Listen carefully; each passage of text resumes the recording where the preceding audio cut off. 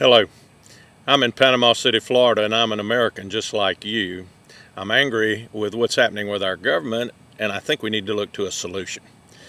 In 1913, our United States passed the 17th Amendment because at that point, senators were elected by state legislatures, which meant that they were more responsive to the politicians in the state legislature than they were to the public at large.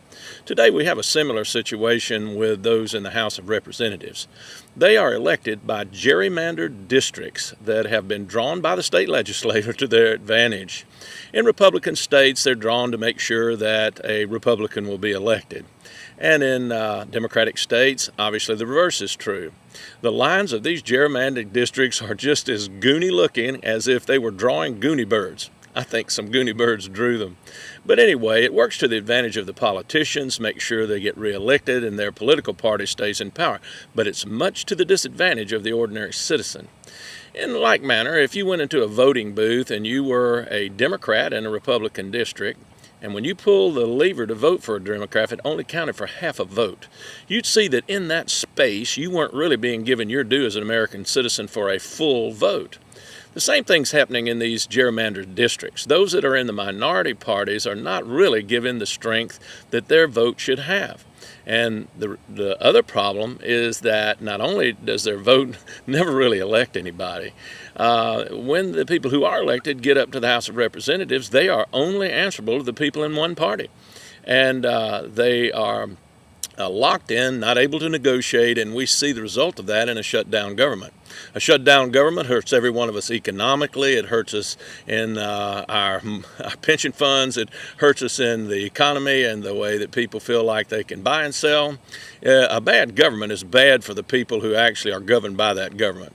It's time now for a law that is complementary to the 17th Amendment to be passed, but this time for state representatives into the House of Representatives, just like we did for senators. They should be elected on a statewide level, just like the senators.